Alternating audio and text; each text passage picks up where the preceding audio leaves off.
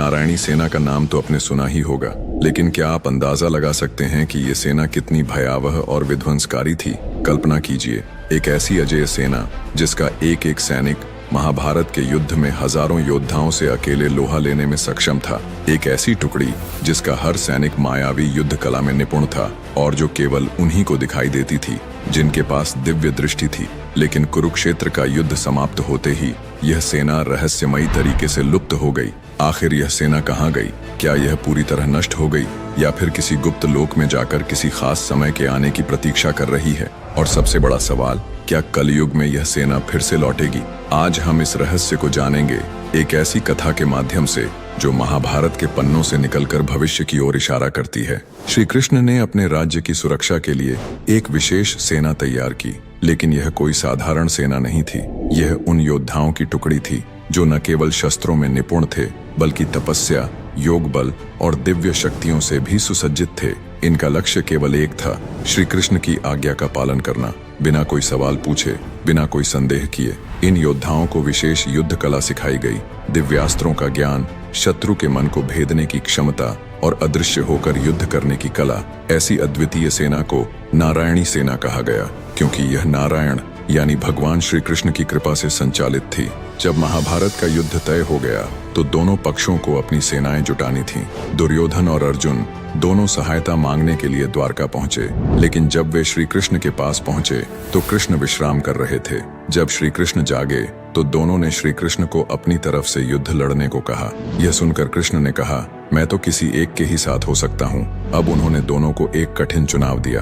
उन्होंने कहा, एक ओर मैं स्वयं हूँ, लेकिन मैं इस युद्ध में कोई शस्त्र नहीं उठाऊंगा, और दूसरी ओर है मेरी नारायणी सेना जो अजेय और अपराजेय है। दुर्योधन नारायणी सेना की शक्ति को अच्छे से जानता था। वह तुरंत बोला, मुझे नारायणी सेना चाहिए। उसे लगा कि एक अकेला निहत्था श्री कृष्ण किसी काम का नहीं।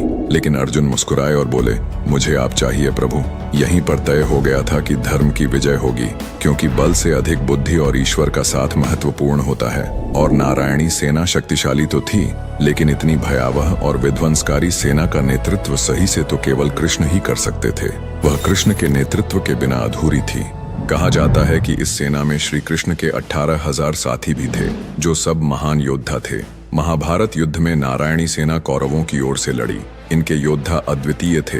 वे मायावी अस्त्रों का प्रयोग कर सकते थे, शत्रु की मानसिकता को प्रभावित कर सकते थे और इतना अनुशासित युद्ध करते थे कि इन्हें हराना असंभव लगता था। भीम, सात्यकी और अर्जुन ने मिलकर इनका घोर संहार किया, लेकिन फिर भी यह सेना अपनी आखिरी सांस तक लड़ी। लेकिन दोस्तों, असली रहस्य तो इसके बाद शुरू हुआ। युद्ध के बाद यह सेना कहाँ गई?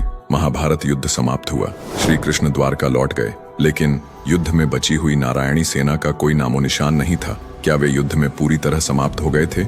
नहीं। कुछ ऋषियों और योगियों का मानना है कि श्री कृष्ण ने अपनी योग माया से इस सेना को एक गुप्त लोक में भेज दिया।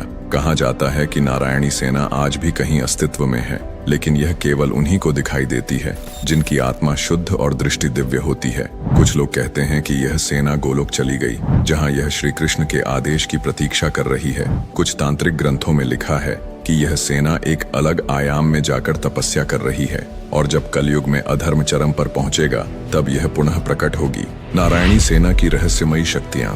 इस सेना के बारे में कहा जाता है कि इनके पास सामान्य योद्धाओं से अलग शक्तियां थीं। ये दिव्य दृष्टि वालों को ही दिखाई देती थी। ये मन के विचार पढ़ सकते थे और दुश्मनों को भ्रमित कर सकते थे। इन्हें किसी अस्त्र से मारा नहीं जा सकता था, क्योंकि ये योग बल से स्वयं को सुरक्षित कर सकते थे। महाभारत के बाद कई साधकों ने नारायणी सेना के अस्तित्व का दावा किया। कई तांत्रिक ग्रंथों में इस सेना के पुनः प्रकट होने की भविष्यवाणी भी की गई है। क्या कलयुग में नारायणी सेना लौटेगी? दोस्तों, अब सबसे बड़ा सवाल, क्या यह सेना कलयुग में फिर से प्रकट होगी? कल की पुराण के अनुसार जब अधर्म अपनी चरम सीमा पर होगा, तब भगवान विष्णु का अंतिम अवतार, कल की अवतार, इस धरती पर प्रकट होंगे और तब एक महान युद्ध होगा। कुछ ऋषियों का मानना है कि नारायणी सेना इसी युद्ध के लिए पुनः जागृत होगी। संभावना यह भी है कि यह सेना किसी गुप्त स्थान पर छिपी हो और जब समय आएगा तब यह फिर से प्रकट होगी। अब सवाल यह है, क्या यह केवल एक पौराणिक कथा है या फिर सच में कहीं न कहीं नारायणी सेना इस दुनिया में मौजूद है? निष्कर्ष, क्या यह सिर्फ एक मिथक है या एक सच?